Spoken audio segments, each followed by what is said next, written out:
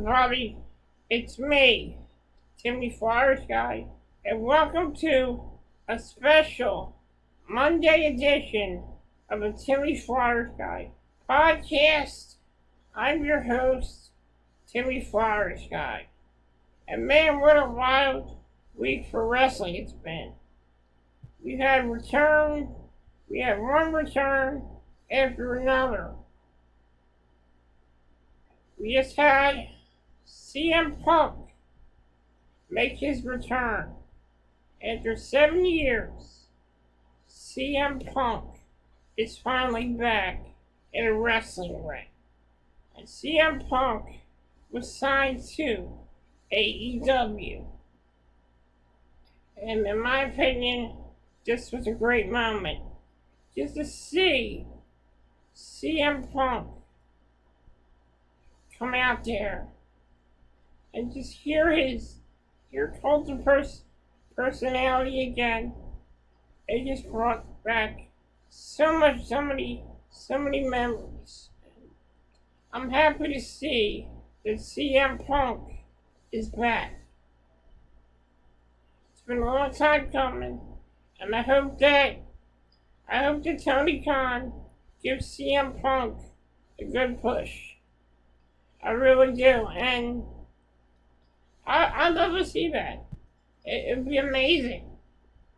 We've also had some other returns too, which I'll get to in a few minutes in my Summerslam review.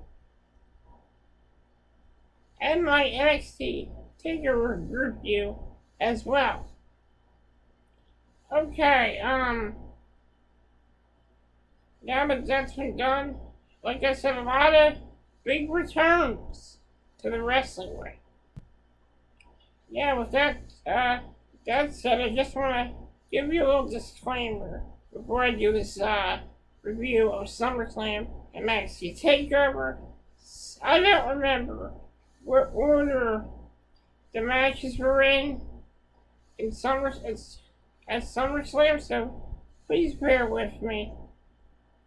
I'm going to try to go in order here.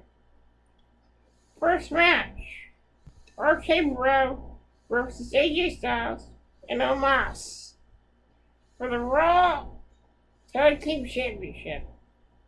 Great match. Matt Riddle, he's pretty goofy, but he's goofy in an entertaining way, and I like that. Randy Orton is serious. I like that about Randy Orton.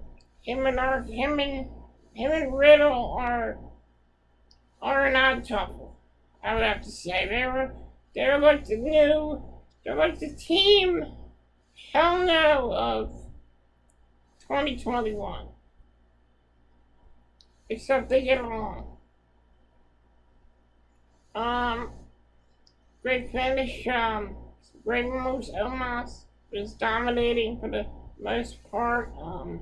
Riddle and Randy Orton, they were able to pick up the win, and Riddle and Randy Orton, RK Bro were all tag team champions. Okay, next match. I don't think what the next match is. So if I go out of order, I'm sorry. Jinder Mahal versus Drew McIntyre. Great match. But in a way, it kind of felt like a squash match for Jinder Mahal.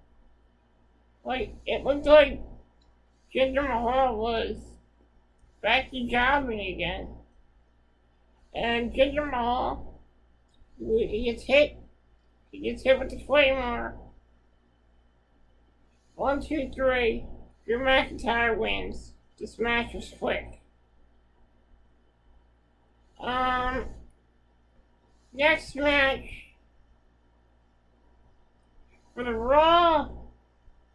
SmackDown Tag Team Championships. Rey Mysterio and the Mysterios versus the Usos. Another great match. Usos came out wearing their tribal gear. Rey Mysterio and Dominic, this is a great match. Dominic did some good, high-flying maneuvers.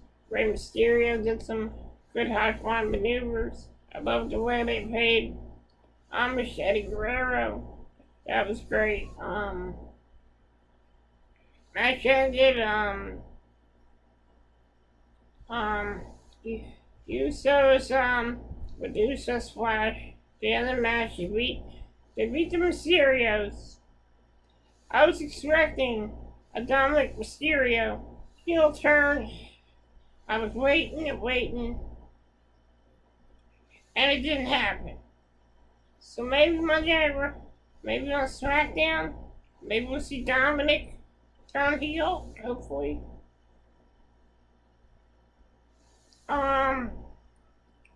Then we had the Raw Women's SmackDown Women's Championship match.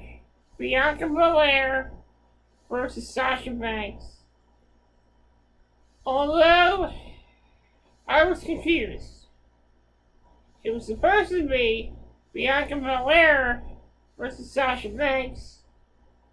Greg Hamilton gets on the microphone and says Sasha Banks is unable to compete. So Bianca Belair's opponent will be Carmella. Aaron Carmella were about to go, and then all of a sudden, a big return came to WWE. We heard Becky Lynch's music, and I'm telling you, the whole crowd went crazy. I went crazy too. Becky Lynch came back. Becky Lynch is back. The man is back in WWE. And I was happy to see Becky Lynch back. But I had some mixed feelings about how this match went down. Becky Lynch started the match. If she beat Bianca Belair in about 5 seconds. And Becky Lynch became the SmackDown Women's Champion. This kind of reminded me of the Bret Hart Yokozuna match from WrestleMania 9, where Bret Hart was wrestling Yokozuna. Mr. Fuji got involved and threw some powder in Bret Hart's eyes. And then Hulk Hogan comes out, and he beats Yokozuna in 5 seconds. Honestly, I feel bad for Bianca Belair. I like Becky Lynch. I'm happy she won, but man, they really did Bianca Belair dirty. That wasn't right. That wasn't right. I know Becky Lynch wasn't trying to screw Bianca Belair in the press. I know Becky Lynch is not like that. She's a good heel, a good face when she has to be, but in real life I think Becky Lynch would not play politics like that. So, I don't know what happened. I was confused when that happened. I was dumbfounded. I was like, this is weird. But there you go. New SmackDown Women's Champion, Becky Lynch. Next match was the Raw Women's Championship. Charlotte Flair, Rhea Ripley versus Nikki ASH in the triple threat match for the Raw Women's Championship. Great match. Both women, all 3 women showed that they wanted to win. They had their game faces on. Nikki ASH was acting like a true baby face. Not giving up. He just kept hanging in there. Rhea Ripley looked good too. Charlotte Flair looked good as well. Nikki ASH challenged the Riptide twice, which was great. This is a good match. It was a good match. I liked it. Really liked this match. And Charlotte Flair came off with the victory, hitting a figure 8 on Nikki ASH, and Charlotte Flair is your Raw Women's Champion. Charlotte Flair, I had a lot of mixed feelings about Charlotte Flair. Honestly, I thought that her promo skills sounded quite robotic, but I think she's getting good with the promo skills. I think that Charlotte Flair is a legit competitor. I gotta take my hat off to her. She is a legit competitor. Great athlete, and night after night, she goes out there and she puts it all on the line. So I gotta bow down to the Queen. And I bow down to you, Queen Charlotte. Congratulations on the victory. Next match. We have a bit of a segment. John Morrison and The Miz, they come out with like a knockoff Super Soaker. Xavier Woods, he intercepts the Super Soaker, so-called Super Soaker, the knockoff Super Soaker that John Morrison and The Miz made. And Xavier Woods does the strangest thing. He starts acting like Scott Hall for some reason. I didn't get the segment at all, and I really didn't care for the segment at all. I really didn't give a shit. So,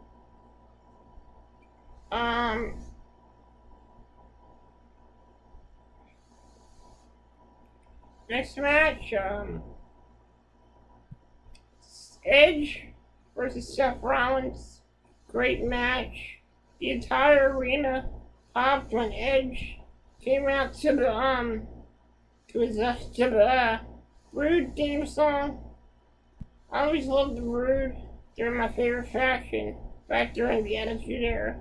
Loved Gangrel, loved Christian, loved Edge. I loved the Edge paid homage to his former stable, the Rude. I like that. Edge comes out. He got a huge pop when he came out to that music. The crowd was going nuts. Great match. Well, these two looked amazing in the ring. Great spots. Seth Rollins kept going for the neck of Edge. But Edge just kept fighting back. Edge, he got he wanted his revenge, and he got it. Beat Seth Rollins. Made Seth Rollins tap out. Edge beat Seth Rollins. Great ending to the match. Edge should have won, and he did. I'm happy that they put Edge over. I was undecided in this match because, despite all steps for Seth Rollins' quirkiness as a wrestler, I like Seth. I respect his ability. I like Edge too. I respect his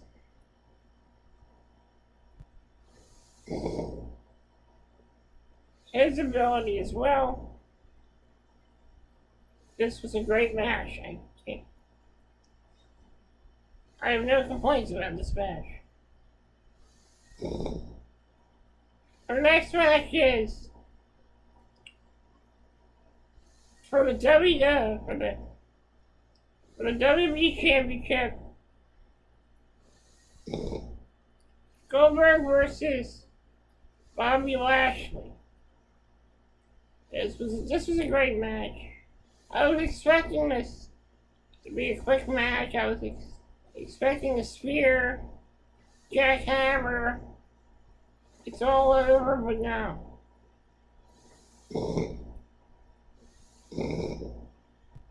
I didn't like the ending, you know. MVP again gets involved in the match, but Bobby Lashley attacks the knee of Goldberg, and Goldberg gets they stop the match, and Bobby Lashley's still champion. Then Goldberg's son dives into the ring, and Bobby Lashley, acting like a badass, attacks Goldberg's son. Now, yes, Goldberg's son, he got in the ring, got on Bobby Lashley's back, tried to help his father. That was a bad idea, but still, you know, Bobby Lashley is in his 30s, and he's beating up a 15-year-old. To me, that makes Bobby Lashley look silly. It makes him look like a big goof. So, I didn't like this match. I thought this match was shit. I thought it sucked.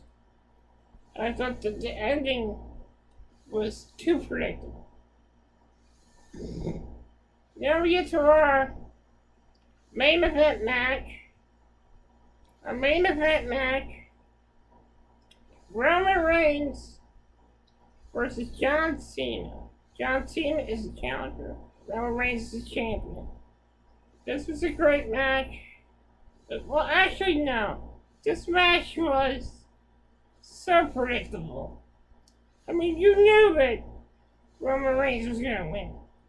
You knew he was going to win. You knew how it was going to go. But this match was the longest, convoluted wrestling match I have ever seen. This match went till midnight. Roman Reigns is a spear. Blah, blah, blah, it's over. Still Universal Champion. I don't give a shit. Pay-per-view's over, but wait a minute. Brock Lesnar is back. Brock Lesnar shows up. He comes out, looks at Roman Reigns, looks at Paul Heyman, and Brock Lesnar's like, "What's going on here, Paul? What's going on, Paul? I thought it was me and you. Now I see you with Roman? What's going on?" And Paul Heyman has that look on his face like, it's not what you think. It's not what you think, Brock. And Paul Heyman, he's a great actor. He really sells his facial expressions very well. And Paul Heyman had that look on his face like, oh God, I'm in trouble. This is not good. So it ends with Roman Reigns leaving the ring, Paul Heyman leaving the ring, pulling Roman Reigns back. This sets up for a good feud between the Beast and the head of the table. So I can't wait to see what's going to happen on SmackDown. And Brock Lesnar with a new badass look. I like it. You know, I was very critical of Brock Lesnar. I always thought that Brock Lesnar was kind of a glory hog. I always thought that he tried to take the spotlight from all the young guys. But you know, I take back what I said about Brock Lesnar. Because Brock Lesnar,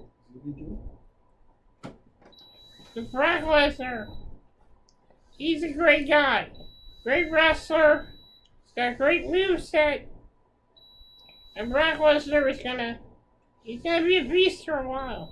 Even when he's 90 and in a wheelchair, that man is still gonna be badass. So Brock Lesnar, I take back the things I said about you.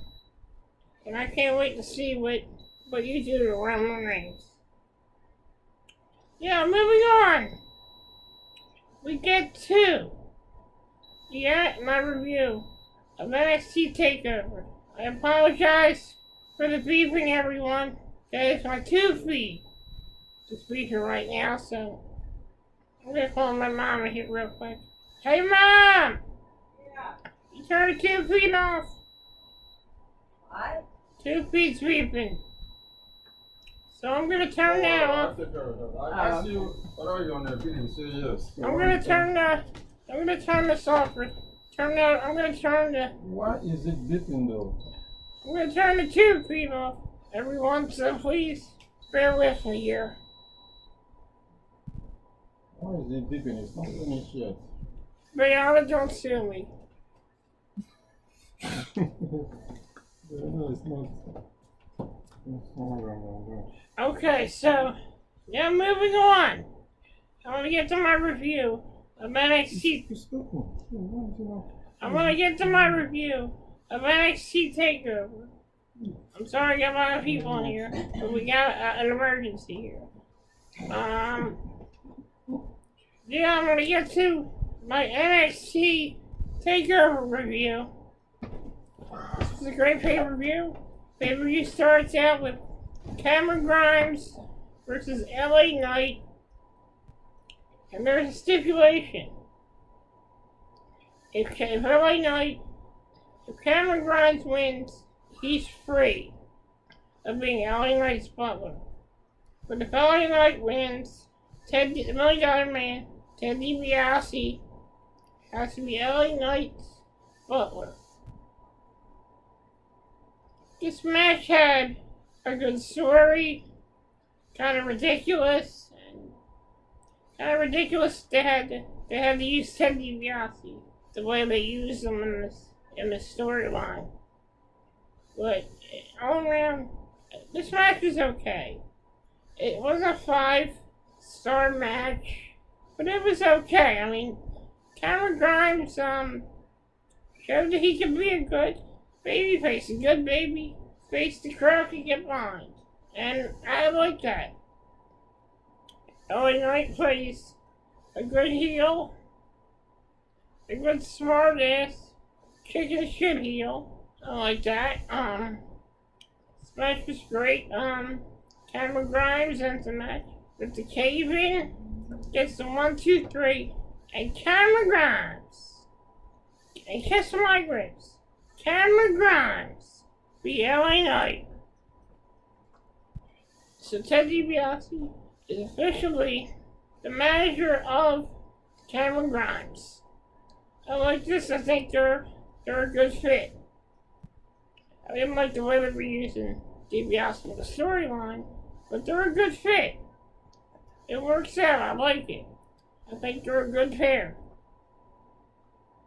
We get to our second match for the NXT Women's Championship. Raquel Gonzalez, Dakota Kai versus Raquel Gonzalez for the NXT Women's Championship. I honestly thought Dakota Kai was going to win, but I guess they're going to keep pushing Raquel Gonzalez. This match wasn't bad. I liked it. These women, they really hated each other. Dakota Kai played a great heel.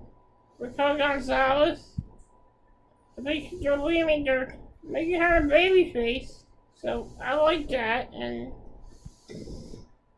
I think she'd be a good babyface because she gets a good crowd reaction when she comes out. Dakota Kai as well.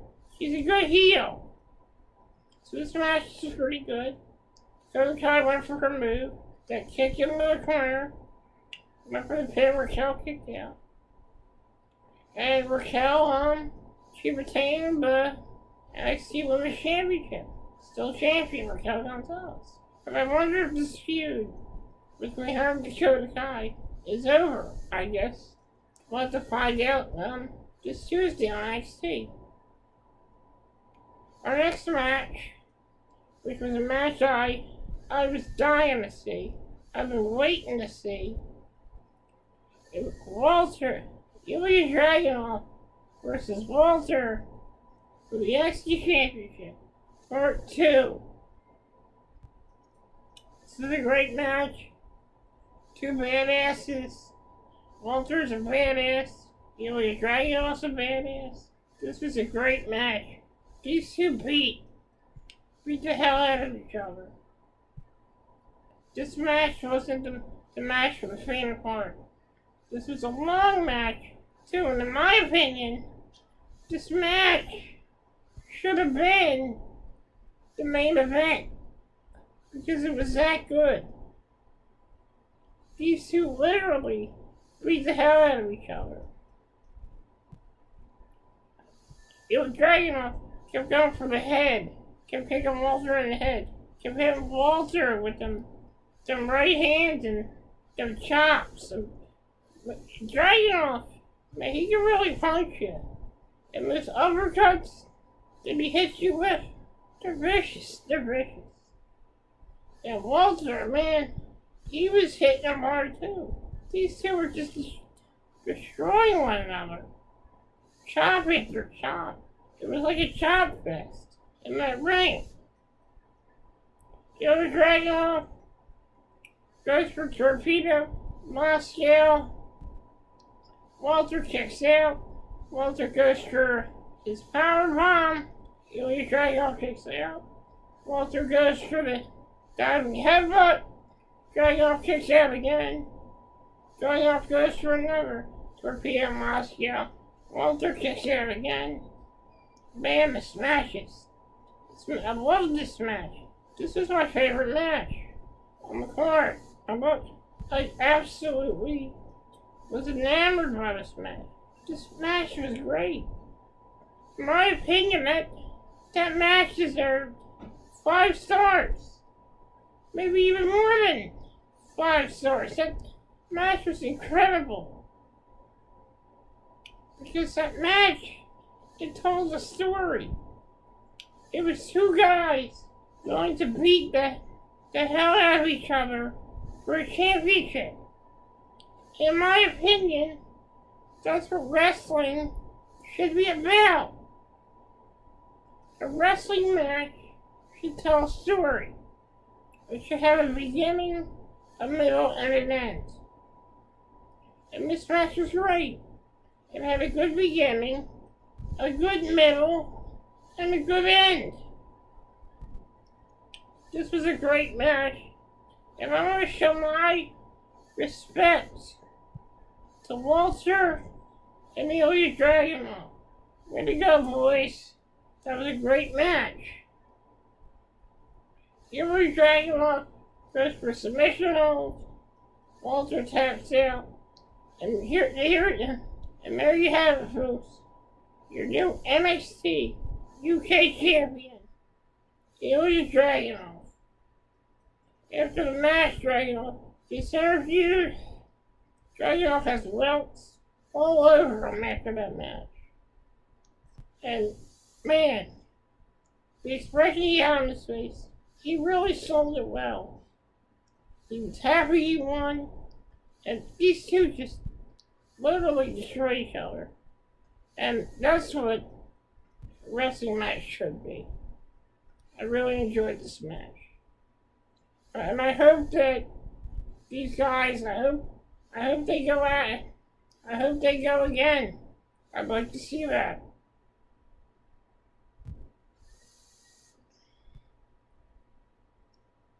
Now we get to our next match. Kyle O'Reilly versus Adam Cole. A 2-out-3 falls match. The first fall is a regular singles match. Pins and submissions. Adam Cole, Kyle O'Reilly beat the hell out of each other in the first match. Kyle O'Reilly goes for the Panama Sunrise. Kyle O'Reilly countered it. 1, 2, 3. Kyle O'Reilly wins the first fall. I noticed in this match that Kyle O'Reilly was getting a lot of boos. And he was getting a lot of heat too. People were booing him a lot. Which I had no idea why. I don't know what Kyle O'Reilly did to these people. Did he kick her dogs? Did he do something? Did he set someone's house on fire? I don't get why everyone was booing Kyle O'Reilly. I don't get it. Kyle O'Reilly, great, he's a great athlete. Adam Cole's a great athlete too. But I think Adam Cole got the most cheers. It's a great match. Adam Cole gets the first ball. It's 1-0 Kyle O'Reilly. Next match is a street fight.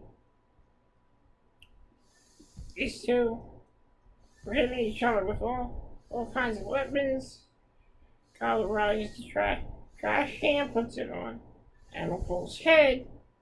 Kyle O'Reilly goes and knees Adam Cole right into the head with the trash can. Adam Cole's head. Adam Cole attacks Kyle O'Reilly's ribs. Kyle O'Reilly looks hurt. Kyle O'Reilly goes to throw a punch and it throws the rider at him. And they're hitting each other with weapons. They're literally destroying each other in this match. But Adam Cole goes for the last shot. Gets the pin, 1, 2, 3. We are tied at 1-1. The match goes to a steel cage match. Kyle O'Reilly's hurt. Kyle O'Reilly sold it really well. The paramedics, they come out, they check on Kyle O'Reilly, but Adam Cole just says, no, bring him back. Bring him back in the ring. Kyle O'Reilly is out. Adam Cole is just punishing Kyle O'Reilly, and then Kyle O'Reilly comes back with a flurry. And he starts firing back. Adam Cole grabs a pair of handcuffs. He handcuffs Kyle O'Reilly to the ring, and to the rope, and the cage. Kyle O'Reilly, and this was amazing. With one hand, Kyle O'Reilly grabs Adam Cole, gets Adam Cole into a submission hold. Adam Cole taps out. Kyle O'Reilly wins. And there's something I don't get. The whole crowd started chanting, bullshit, bullshit. And I'm like, how is that bullshit? The man just did a submission hold with one hand. That's amazing. It's not easy to do. A submission hold with one hand isn't easy to do. So why were the fans chanting bullshit? Can someone please fill me in on why Kyle O'Reilly was getting so much hate last night? Can someone fill me in the comment section why Kyle O'Reilly was getting booed by the crowd? Wasn't he supposed to be the babyface? Somebody fill me in here. I mean, maybe we could be having a Kyle O'Reilly heel turn. Because this kind of felt like Austin versus Bret Hart. The fans were turning on Kyle O'Reilly and they were cheering for Adam Cole. And I'm hearing rumors that Adam Cole's contract with the WWE might be up and he might be going to AEW. I don't know if that's true. It might be a rumor. We don't know if he's going to stay with the WWE, and we don't know if he'll go to AEW. So there's a lot going on, so maybe the fans were just upset that Adam Cole didn't go out with a win.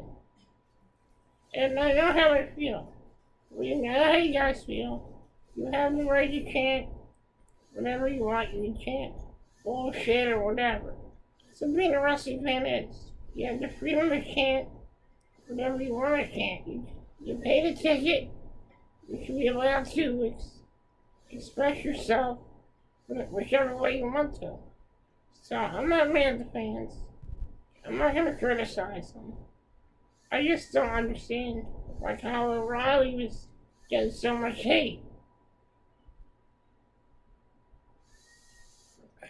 Now we get to our main event match. Samoa Joe versus Karrion Kross. Such a good story. Such great build-up. So it starts out, we go to a package of Samoa Joe and Karrion Kross. Starts out where Samoa Joe signs the contract, he says, I'm going to be reinstated as an NXT superstar. And it just shows Karrion Kross and Samoa Joe just beating the hell out of each other. It told a great story. We get to the match. Karrion Kross and Samoa Joe going at it. Samoa Joe goes for some big moves. Goes for a couple submissions. Goes for the Kikita. Goes for a submission hold. Karrion Kross gets out of it. Samoa Joe goes for the Kikita clutch. Samoa Joe breaks out of it. Karrion Kross goes for a cross jacket. Samoa Joe gets out of it. Samoa Joe he just keeps coming back. Keeps coming back. Samoa Joe goes for a muscle buster. It's a muscle buster. And just like I said, nobody kicks out of the muscle buster. Samoa Joe gets the pin. 1, 2, 3. We have a new NXT champion. Samoa Joe now a 3-time NXT champion. This was a great match. I had to go off to Samoa Joe. I kind of think there's a reason that Karrion Kross lost the match. I would think that they may most likely will be calling Karrion Kross up to the main roster. So that's probably why they booked Samoa Joe to win the match and not Karrion Kross to win that match. One interesting note about this match, the fans were chanting, "Where is Scarlett? Where is Scarlett?" It kind of reminded me of how, remember Mark Marrow? How Mark Marrow had Sable. And every time Mark Marrow came out, the fans didn't give a shit about Mark Marrow. They only cared about Sable. And Mark Marrow would get jealous of Sable. He was jealous of her success. I kind of think that I wonder if they're gonna do a Karrion Kross Scarlett angle where Karrion Kross comes out and says, "All you fans, all you care about is Scarlett. Scarlett this and Scarlett that. But what about me? I'm Karrion Kross. I'm a monster. I'm a beast. I'm a monster. I'm a destroyer. And all you care about is Scarlett? Well, let me tell you something. I don't need Scarlett. I don't need her. I'm Karrion Kross. I'm a badass. But let me tell you something. I was using her all along. Scarlett, I was using you. Fans, They love you so much, but they don't have any love for me. That, well, the hell with the fans. The hell with all you fans. I'm Carrying Cross, and Carrying Cross only cares about Carrying Cross. Tick tock, tick tock. You all fall and pray. So that'd be a good storyline. I like that. So, Summerslam was great. There were some matches I liked, some matches I didn't like. But all around, great show. Great audience, great crowd.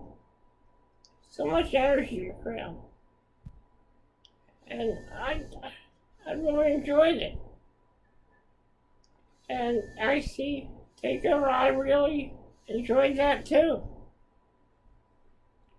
My favorite match was Walter vs. Dragunov. That was my favorite match.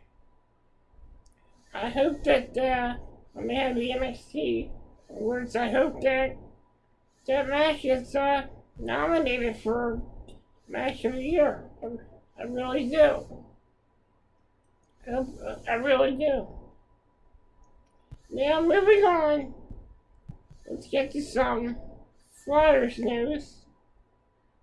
Flyers, Travis Sanheim passed arbitration, and Travis Sanheim is still a Philadelphia Flyer. Now, mind it, they did pay him a lot of money. A lot of people think that it's too much money. Yeah, we'll see. I mean, Sanheim is a good defenseman. He's done some good things. And with the new defenseman we have, I think they're going to make Sanheim look 10 times better. Maybe even 100 times better. So I think the price is worth it. Sanheim's still young. He still wants to prove himself, so I think it's great that they're paying the young guys more money than the veteran players. I like that idea because mostly some veteran players, they want more money and they don't do anything. But if you pay a young guy more money, then they're more eager to show what they can do because they're still young and they still want to prove themselves. So I think this was good. I'm glad that Travis Sanheim is still a Philadelphia Flyer. And I can't wait for next season. Yeah, I know it's a lot of money. I agree, it is a lot of money. But you never know. It might be worth it, so let's just cross our fingers. And let's hope that his contract extension is worth it. Well, thank you all for joining my podcast. I hope you all have a wonderful day. I want you to, in the comment section, tell me what your favorite match at SummerSlam was, and tell me what your favorite match at Takeover was as well. Thank you for listening. This has been the Timmy Flyersguy podcast. Have a good day, everyone.